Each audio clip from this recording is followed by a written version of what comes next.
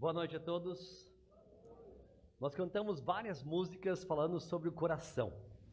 Então minha pergunta para você neste momento é: como está o seu coração? Está bem? Está realmente focado em Deus, dependendo dEle, vivendo para a glória dEle? Ou seu coração tem se afastado um pouco daquilo que é mais precioso nessa vida? O coração do rei Salomão é um coração que começou muito bem, mas teve momentos difíceis na sua trajetória, e nós vamos pensar um pouco sobre o que aconteceu com Salomão e tirar lições para as nossas vidas e também algumas aplicações para as nossas famílias. Quero convidar então você a ler comigo 1 Reis, capítulo 11. É o livro que começa a história do rei Salomão, e neste capítulo 11, depois de uma trajetória de sucesso, de avanço de Salomão, aí nós temos uma reviravolta aqui no capítulo 11, como qualquer boa história, bem narrada, né? Começa a descrever fatos, detalhes, e de repente acontece algo e que precisa então ser revertido. Isso acontece então no livro de Reis, e nós vemos aqui então no capítulo 11 esta mensagem. Esse texto que vamos ler, começando com o versículo 1, ele é um dos textos mais solenes e tristes, vamos dizer assim, das Escrituras. Por quê? Porque até aqui, até o capítulo 10, nós temos o rei Salomão aparentemente numa jornada de sucesso espiritual, pelo menos em aspectos humanos e espirituais, né? Nós vemos que Salomão é o filho de Davi, primeiro então descendente de Davi. Ele é o rei de Israel, o reino unido, não havia divisão ainda. Ele era um homem de sabedoria extraordinária, incomum. Ele foi o construtor do templo, o primeiro templo, então, para simbolizar a habitação do nosso Deus. É alguém que teve vários privilégios espirituais, como ter tido o privilégio de ter 2 conversas com o próprio Deus. Deus apareceu para ele.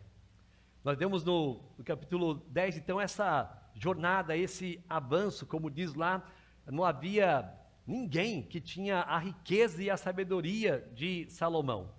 Mas aqui no capítulo 11, como disse, nós temos algo diferente acontecendo. Isso nos mostra que Salomão, que parecia inabalável, se abalou. O capítulo 11 revela uma verdade que podemos chamar de verdade assustadora. Qual é essa verdade?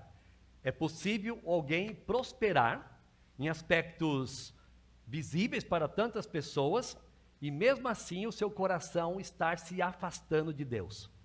Isso já deve ser uma mensagem de cuidado para todos nós, porque podemos nos enganar em ver pessoas que parece que estão avançando espiritualmente quando tem alguma coisa acontecendo na sua vida que não é o que agrada a Deus.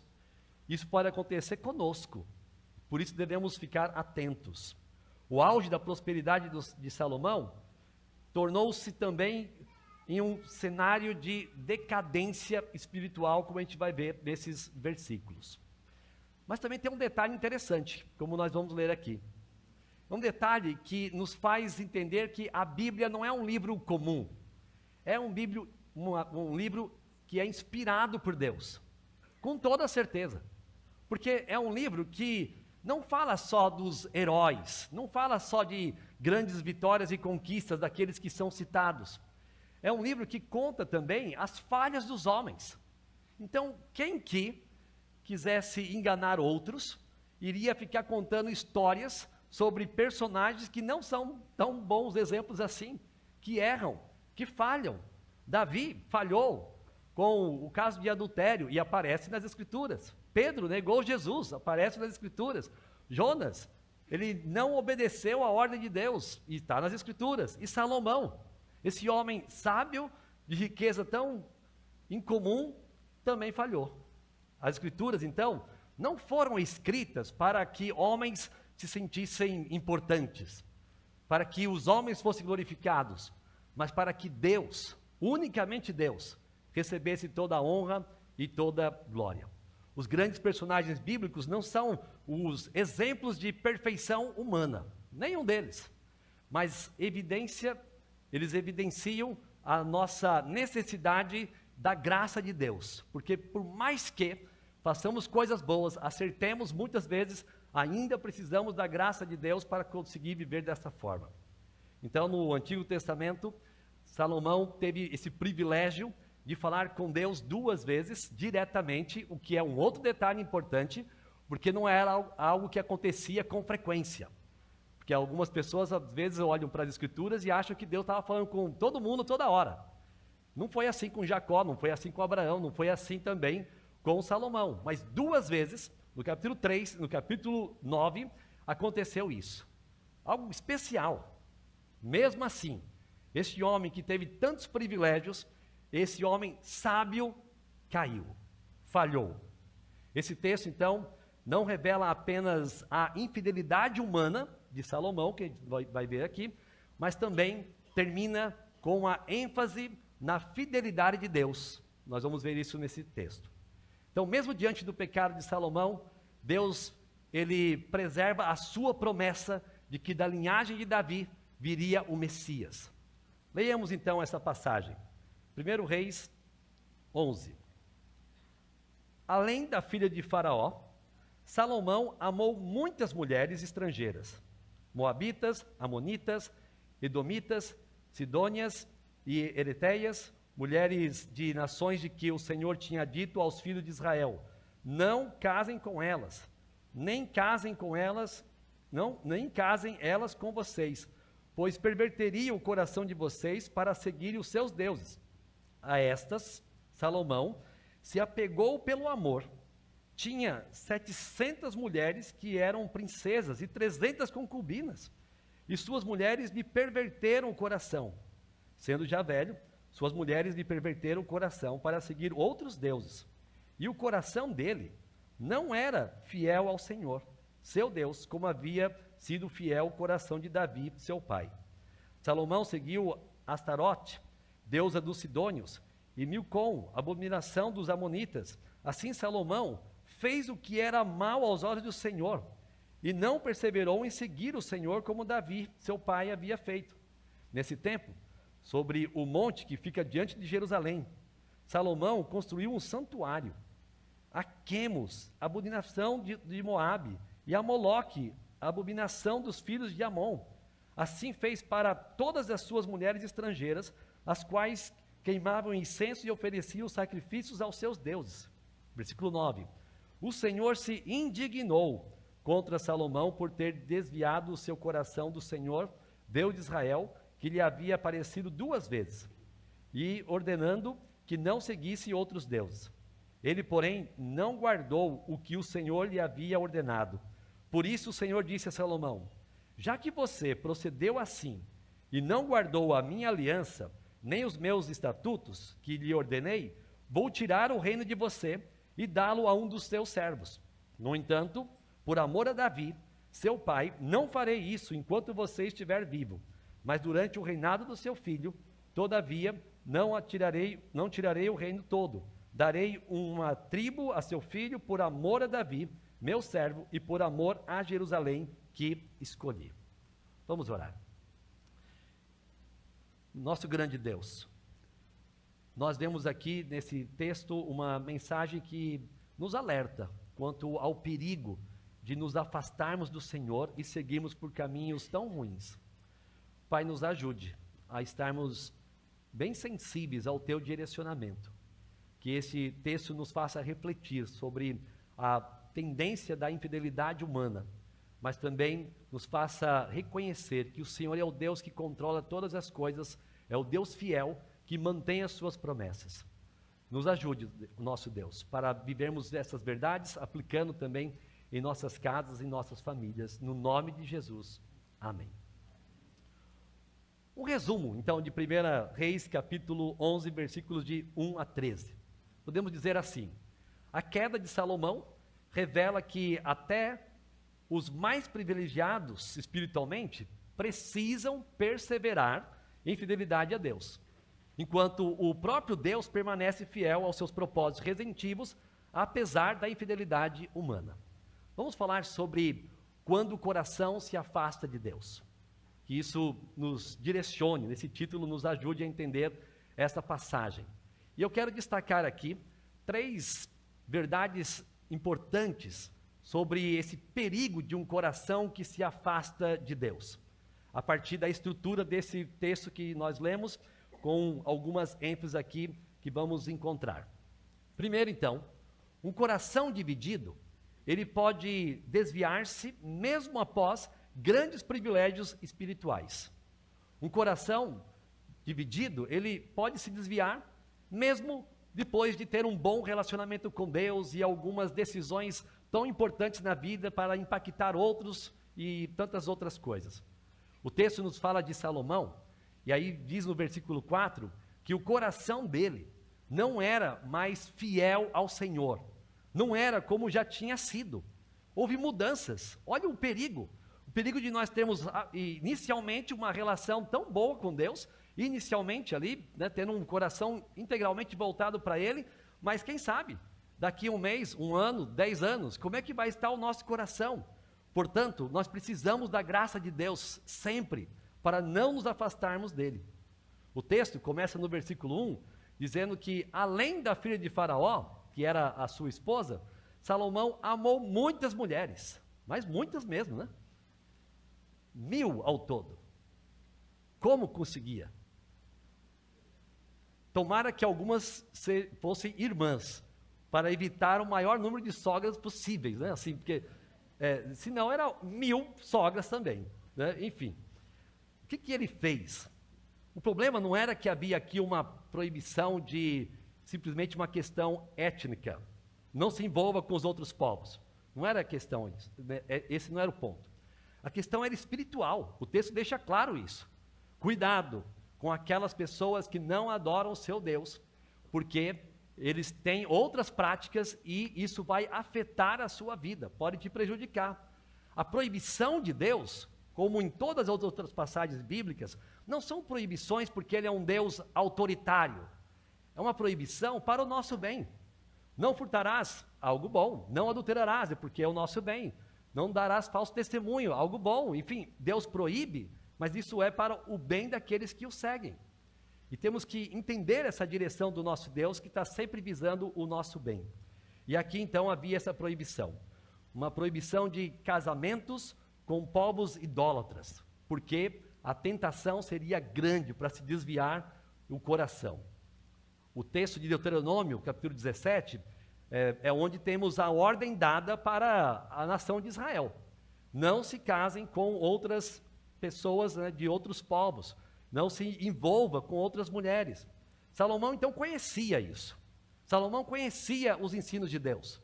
Salomão conhecia a lei de Deus. Não era uma questão de ignorância então. O rei deveria ser submetido à palavra de Deus. Deveria obedecer para continuar liderando o povo. Deveria ser um exemplo. Mas pouco a pouco, Salomão começou a agir segundo os seus critérios de sabedoria humana, foi seguindo a sua estratégia. Então ele, como rei, ele queria fortalecer o seu reino, ele queria proteger o reino, ele queria trazer paz para o reino, e ele fez o quê? Ele usou da sua sabedoria, o homem mais sábio que existia, e fez alianças políticas entre os reinos. Então, para manter a paz com aquele rei, vou casar com a filha dele. Para manter com aquele outro, também caso com a filha dele. E assim ele foi fazendo, como uma estratégia para manter essas conexões políticas e conseguir, então, ficar ali de forma mais segura no seu reinado. Ele fez diversos acordos humanos, ele fez possivelmente muita ação diplomática, porque, afinal de contas, ele era um homem sábio. E, aparentemente, estava sendo bem sucedido. Mas, na verdade, tudo isso mostra que ele confiava mais na sua habilidade, mais na sua estratégia, do que na proteção do próprio Deus. Será que Deus não iria proteger a nação de Israel, caso ele se mantivesse fiel a uma única esposa, sem alianças com os demais povos? Com certeza, Deus é quem poderia trazer paz para uma nação como Israel. Mas Salomão foi trabalhar do seu jeito. E isso nos faz lembrar de Salmo 20, versículo 7. Salmo 20, versículo 7. Uns confiam em carros, outros em cavalos. Nós, porém, nos gloriaremos em o nome do Senhor, nosso Deus. A sabedoria de Salomão, então, o levou a confiar em si mesmo e não em Deus. E mais um detalhe aqui. Tudo isso aconteceu por amor, você viu isso? Ele amou muitas mulheres. Amou. Era um homem amável, então, né? Era um homem, assim, cheio de amor para dar. Só que isso nos traz um alerta. Porque na cultura de hoje, parece que o mais importante é amar. Tudo que é feito em nome do amor é bom. Você pode fazer. Mas não é isso que as Escrituras nos ensinam. Porque até mesmo nossas afeições, nossos amores, nossos afetos, precisam se submeter à vontade de Deus. Não basta simplesmente dizer, mas eu fiz por amor, é porque eu amo, é porque isso e aquilo. Mas se Deus diz algo que é diferente daquilo que você está amando, então o seu amor está errado. É um sentimento, digamos, bom de forma geral, mas pode ser um sentimento ruim, quando nós amamos aquilo que Deus não nos quer amando. Então não é que amor é bom, ódio é ruim. Nós devemos amar aquilo que Deus ama. E devemos odiar o que Deus odeia. E isso torna o amor e o ódio como coisas boas, de acordo com os objetos corretos, de acordo com a vontade de Deus. Salomão então era alguém assim, com muitas mulheres ali envolvidas na sua vida. E isso nos mostra ele agindo como Salmo 1 ensina, ou menciona. Ele estava andando, ele estava se detendo, ele estava se assentando com ímpios, com pecadores, com aqueles que estavam longe dos caminhos do Senhor. Ele foi gradativamente se afastando de Deus. E é exatamente isso que acontece com o esfriamento espiritual. Ninguém esfria espiritualmente assim. Estou animado, cantando, toma o meu coração, e aí de repente, não quero mais saber dessas coisas de Deus. Ninguém passa por essa mudança de forma drástica. O afastamento espiritual, ele acontece de forma lenta. É um desinteresse hoje, aumenta um pouquinho amanhã, abandona-se a comunhão cristã, não quer mais saber de ler a Bíblia, não quer mais saber de orar, e aí começa a achar que os ensinos da cultura são corretos, que a Bíblia é duvidosa, e assim o caminho de afastamento do Senhor vai se desenvolvendo. Começa com as pequenas concessões, alianças erradas, tolerância ao pecado, acomodação espiritual, e gradativamente a pessoa vai se afastando de Deus. Portanto, grandes quedas quase sempre começam com pequenos desvios tolerados. Grandes quedas começam na maioria das vezes com pequenos desvios.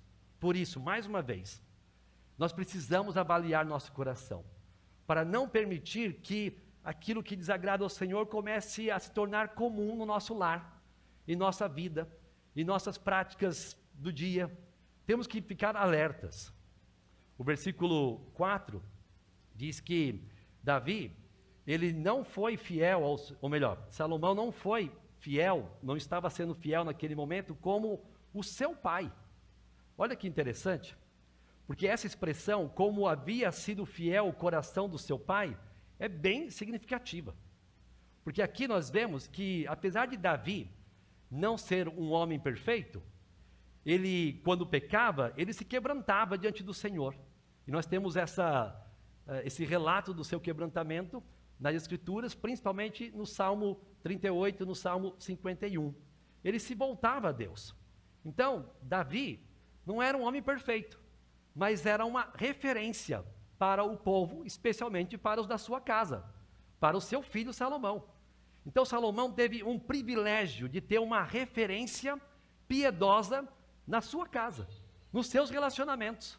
E apesar dele conhecer o seu pai, conhecer a história de Davi, conhecer possivelmente os salmos que o seu pai escreveu, conhecer a devoção do seu pai, imagine, talvez Salomão estivesse em vários momentos, quando criança, vendo o seu pai cantando, compondo, orando, E ele viu então essa devoção do seu pai, ele notou o temor que o seu pai tinha ao Senhor, mas mesmo assim, ele não usou isso de forma boa para seguir os passos do seu pai. Aqui existe uma ironia também bem interessante. Esse rei Salomão é o que falou para o povo lá em capítulo 8 aqui de 1 Reis, algo assim: seja perfeito o vosso coração para com o Senhor. O rei falando para o povo, e falou verdade, tinha que ser assim. Mas agora, no capítulo 11, este que falou, guarde o coração, que o seu coração seja perfeito, está com o coração se afastando cada vez mais de Deus. Isso mostra como homens podem cair facilmente, se não zelarem por um coração piedoso diante do nosso Deus. O homem que ensinava sobre fidelidade tornou-se alguém agora de coração dividido. E o mais impressionante é que foi o próprio Salomão quem escreveu Provérbios 4:23, sobre tudo que se deve guardar, guarde o coração, porque deles procedem as fontes da vida. Esse é Salomão. Mas agora o vemos agindo de forma contrária a esses ensinos. Isso nos ensina que as riquezas não satisfazem, porque Salomão era rico. O prazer não sustenta a fé, ele estava buscando prazeres de forma pecaminosa. O poder não preenche a razão de viver, ele era um rei poderoso. A sabedoria também não salva ninguém, como foi tudo visto na vida de Salomão. E ele fala sobre isso escrevendo Eclesiastes, e fica muito claro que ele estava entendendo que ele estava buscando contentamento em coisas, em pessoas e não em Deus. Então, toda aquela experiência ele chamava de vaidade, tudo vaidade. Um coração distante de Deus jamais encontra descanso verdadeiro. Uma pessoa que não se relaciona com Deus pode ter riqueza, pode ter sabedoria, pode ter amigos, entre aspas, né, pessoas próximas de si, mas se não tiver relacionamento com Deus, ele não encontra um verdadeiro descanso, porque só Cristo pode nos dar esse tipo de paz para o coração. Quero fazer algumas aplicações para nossas famílias. O jugo desigual, esse termo que a gente usa a partir da carta de Paulo aos Coríntios, que foi praticado por Salomão, ou seja, esse casamento com uma pessoa que não tem a mesma fé, não ama a Deus como você deve amar, esse jugo desigual continua sendo um perigo para os dias de hoje. É um perigo para namoros, é um perigo para os casamentos. Precisamos zelar pela fé no início de uma nova família, para que essa família cresça no relacionamento com Deus. E eu costumo dizer o seguinte: você se casaria com alguém que odeia, não tem interesse nenhum pela sua mãe ou pelo seu pai? Bem, talvez você seja um cabeça dura e queira casar com alguém que não gosta dos seus pais. E alguns fazem isso, né? Aí tem que lidar com as consequências. Mas é ruim isso. Agora, mais do que amor aos nossos pais, como que nós vamos nos relacionar com alguém que não tem amor ao Senhor de nossas vidas? Que não tem um coração voltado para Deus, como nós temos. Então precisamos levar a sério a questão de namoros. Nossos jovens precisam ser sempre lembrados disso, nossas famílias precisam ensinar isso aos seus filhos, nós como igreja precisamos ensinar isso a eles, para que tenham relacionamentos saudáveis em Cristo Jesus. Também, relacionamentos, eles moldam profundamente direções espirituais. Davi, ele desenvolveu um relacionamento com o seu filho, e o seu filho deveria seguir o seu exemplo, e muitos às vezes perdem isso, oportunidade de seguir o exemplo piedoso de alguém dentro da sua própria casa. Seguir o pai, seguir a mãe, seguir os irmãos, e os pais devem entender que devem viver de forma que possam influenciar os filhos com a vida que agrada a Deus. Também entendemos que o padrão de Deus para o casamento continua sendo o padrão enfatizado em Gênesis, também por Jesus nos Evangelhos, lá em Mateus 19, também por Paulo escrevendo aos Efésios, e o padrão é um homem, uma mulher. Isso é o padrão de Deus para o casamento. A Bíblia não está aprovando o casamento de Salomão com 1000 mulheres. Não há aqui, e Deus se contentou com a decisão de Salomão. Mas ele é um homem que falhou nas suas escolhas, fugindo do padrão de Deus. O coração que deixa de ser plenamente governado por Deus, inevitavelmente, será governado por outras coisas. O nosso coração tem que estar focado em Deus. Uma segunda verdade desse texto está no versículo 5 em diante. Uma segunda advertência de perigo para um coração que se afasta de Deus. Veja aqui, versículo 5. Salomão seguiu Astarote, deusa dos Sidônios, Milcom, abominação dos Amonitas. Assim Salomão fez o que era mal aos olhos do Senhor. Um pouquinho mais à frente, versículo 7, diante de Jerusalém. Você pode imaginar isso? O rei que construiu o templo, a casa de Deus, em Jerusalém, agora, diante de Jerusalém, diante do próprio templo, ele constrói postes ídolos, ele constrói então elementos de idolatria, e no final aqui do versículo, da passagem que nós lemos, versículo 13, veja como tem uma conexão importante. Diz assim o final do 13. E por amor a Jerusalém que escolhi. Aqui são palavras do próprio Deus. É como se Deus estivesse dizendo: eu escolhi um lugar para habitar, e não deveria ter nada desse tipo de idolatria em lugar nenhum, muito menos diante da minha habitação. E quem construiu isso foi Salomão.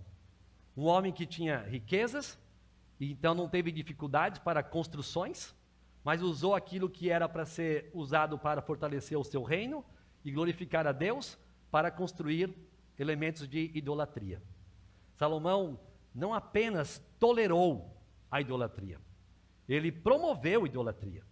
O homem que construiu o templo agora constrói altares pagãos.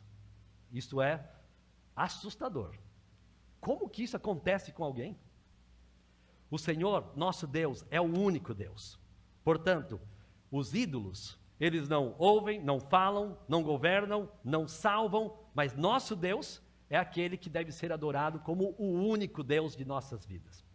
Toda idolatria, então, é uma expressão de insensatez, de tolice, porque se abandona o único Deus, abandona o Criador para servir aqueles que não podem nos dar nada de contentamento e satisfação na vida, muito menos da salvação. O versículo 9 diz: pelo que o Senhor se indignou contra Salomão. O Senhor não aprovou aquele comportamento e ficou indignado, irado. Ele não aprovou isso. Então aqui, nós somos levados a lembrar do seguinte: nós vivemos numa geração em que as pessoas gostam de falar sobre o amor de Deus. Deus é amor. De fato Ele é. Mas esse Deus que é amor, esse Deus que é amoroso, misericordioso, paciente, também é um Deus santo e justo. Santo, não tolera o pecado. Justo, Ele adverte e aplica a punição conforme Ele já tem dito. Ele é amor, mas Ele também é santo e justo. Ele não é mentiroso. Ele cumpre aquilo que diz.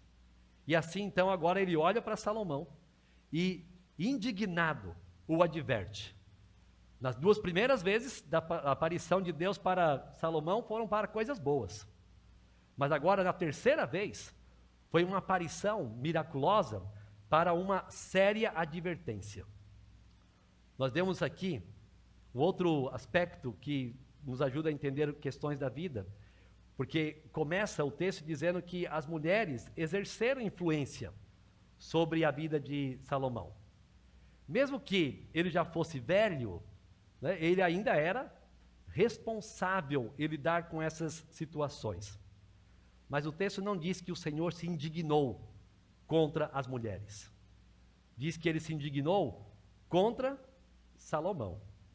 Porque, apesar de todas as influências, ele, Salomão, era responsável moralmente em permanecer sendo fiel a Deus. Vivemos numa geração em que tenta explicar tudo o que acontece ao nosso redor por meio dos fatores externos. É porque tem uma influência dos pais lá na infância. É porque o ambiente o moldou e fez ser assim. É porque a cultura é desse jeito. Por causa dos traumas que ele teve, as influências, como já disse. E aí então se desculpa o comportamento dos dias de hoje. Essa é a nossa cultura. Essa é a nossa sociedade. Essa é a nossa a narrativa presente nos dias de hoje. Mas de acordo com a palavra de Deus, Salomão, ele tinha uma responsabilidade diante de Deus. Mesmo que 1000 mulheres estivessem o conduzindo para o caminho errado, ele deveria lidar com essa situação, porque ele que se envolveu. E diante do Senhor, se ele tivesse focado em Deus, ele poderia então fazer aquilo que deveria fazer corretamente, sendo focado unicamente no Senhor. Isso mostra também um grande alerta. Grandes privilégios espirituais, como Salomão tinha, aumentam a nossa responsabilidade. Ele era rei, filho de Davi, construiu o templo, e isso fazia com que ele tivesse mais responsabilidade diante de Deus. Portanto, grandes experiências espirituais não substituem de forma nenhuma a nossa responsabilidade de obediência contínua da palavra de Deus. Salomão teve experiências extraordinárias com Deus, mas negligenciou a dedicação de um coração exclusivo ao nosso Deus. Algumas aplicações. Muitas famílias não abandonam o Senhor de uma única vez. Vão se afastando do Senhor lentamente. Pequenas concessões, vão deixando de cumprir verdades bíblicas, princípios da palavra de Deus vão sendo deixados de lado, aí vai também seguindo por uma negligência espiritual, há uma visão relativa do pecado, aquilo que é pecado, não depende, não é bem assim, vai abraçando isso, aí pais vão aceitando isso, os filhos vão aceitando essa vida, a ausência da palavra de Deus, não há leitura bíblica em casa, não há devocional, não há culto doméstico, não há interesse de crescer nas escrituras, estudando a palavra dele, aí vai então se esfriando. Prioridades erradas, pessoas vão valorizando mais hobbies, lazer, trabalho até mesmo a própria família, que é importante cuidar dela, mas nunca tem tempo para o Senhor, nunca tem tempo para o ministério, nunca tem tempo para estar junto com outros irmãos. E essas decisões vão levando as pessoas a se afastarem aos poucos do Senhor. E aí tem aquele alerta. Grandes quedas espirituais normalmente começam com pequenas permissões, pequenas concessões, pequenas mudanças de padrão que desagradam ao Senhor. Grandes quedas espirituais geralmente começam com as pequenas concessões invisíveis. Um terceiro perigo que o texto nos mostra. Versículo 11, até o final aqui, versículo 13. Mesmo diante da infidelidade humana, Deus permanece fiel ao seu plano redentivo. Salomão falhou, mas Deus continua sendo fiel. Salomão deixou de ser o rei que deveria ser até aquele momento, mas o Senhor continua cuidando da sua nação, cuidando do seu povo. Inclusive, os levando a refletirem sobre promessas que já tinham sido feitas. Deus aqui, ele anuncia o juízo. Salomão, você vai ter um problema, que o reino agora vai ser dividido. Mas você não vai perder isso no seu tempo de vida. Deus misericordioso, ele podia tomar de Salomão naquele momento, como fez com Saul, que devido à sua queda e seu afastamento, logo então, Davi foi ungido para assumir o seu lugar. Mas aqui, Deus, de forma misericordiosa, anuncia o juízo e dá um tempo para Salomão pensar sobre o que está acontecendo. Isso traz até uma boa lição para nós. Como crentes, de forma geral, devemos ser misericordiosos com qualquer situação da vida que temos envolvimento. Tomar cuidado com ser lei, somente lei. Devemos cuidar daqueles que estão ao nosso redor, expressando misericórdia que nós recebemos de Deus. Mas também na nossa própria casa. Precisamos ser misericordiosos. Confrontar, corrigir, disciplinar, mas nunca falhar com misericórdia. O Senhor disse que o reino seria dividido, que as consequências viriam, que a disciplina seria real, mas aí surge o versículo 12. O versículo 12 é um ponto importante aqui. No entanto, por amor a Davi, seu pai, não farei isso enquanto você estiver vivo, mas durante o reinado do seu filho. Deus está dizendo que vai preservar o reino, porque o reino vai continuar e vai ter inclusive uma casa, uma tribo que vai continuar sendo a descendência de Davi. Por que esta ênfase?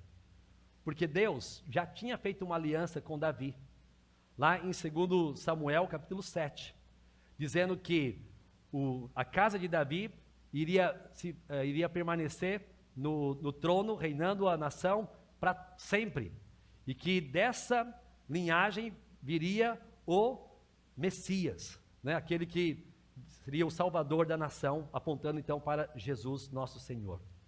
Aqui vemos uma verdade maravilhosa. Salomão falhou, Davi falhou, Israel, a nação, falhou, mas Deus não falhou. Ele continua fiel. Nossa esperança, então, não deve estar apenas em pessoas ou reis, por mais sábios que eles sejam, porque eles são imperfeitos. A nação tinha que entender isso, quando foi escrito, então, esse texto. A nação tinha que entender que os reis, Saul, primeiro rei, não foi um exemplo perfeito. Davi teve falhas. Agora Salomão, você pode imaginar a nação? Puxa, primeiro rei que nós tivemos, falhou. Segundo rei, falhou. Agora esse falhou. Não tem mais esperança nenhuma no governo. Eu acho que é o mesmo pensamento que nós temos nos dias de hoje. Nós não temos esperança com o governo. Não importa quem esteja governando. Cuidado com a sua visão de messianismo político. Não, se aquele ganhar, agora vai mudar tudo em nosso país. Cuidado com isso. Nenhum homem pode trazer um governo justo e perfeito para a nossa nação. Nenhum. Mas, claro, nós somos cidadãos, precisamos participar desse mundo, entender da política, fazer ali nossa parte, votar, mas cuidado com a ideia de que temos na política ali simplesmente alguém que que é do mal e que agora quer afetar os crentes em geral e perseguir a igreja. Tem muita gente usando o nome de Deus em vão. Tem muita gente que aproveita politicamente de momentos para falar sobre Deus, para ganhar votos, porque são estratégicos. São como Salomão, sábios para ganhar alguma coisa. E muitos têm feito seus seguidores assim, enganando pessoas. Cuidado. Enquanto Salomão desobedeceu, em meio a todos os privilégios que ele tinha, Jesus permaneceu fiel com todas as limitações e sofrimento que ele teve na sua vida. Salomão, cheio de recursos, falhou. Jesus não tinha aonde colocar a cabeça para descansar, como ele diz para um dos seus seguidores. Em meio a todo o sofrimento, foi fiel ao Senhor. Salomão precisava de graça. Nós também. Porque não temos como fazer aquilo que agrada a Deus sem o agir dele em nossos corações. Nossa esperança não está então na fidelidade imperfeita dos homens. Nossa esperança não pode estar em homens, mas na fidelidade perfeita de Deus em Cristo Jesus. É ali que tem que estar a nossa fidelidade. Quero caminhar aqui para a nossa conclusão, citando algumas lições importantes. Esse texto fala da infidelidade humana, mas fala da perseverante fidelidade de Deus. Então, em primeiro lugar, privilégios espirituais não substituem vigilância espiritual. Relacionamentos possuem enorme poder de influência espiritual. Pais devem influenciar seus filhos. O pecado tolerado sempre produz consequências. Cuidado com o que está entrando na sua casa. Famílias precisam da palavra de Deus mais do que as experiências emocionais. Precisam obedecer às Escrituras. O fracasso humano não impede os propósitos soberanos de Deus.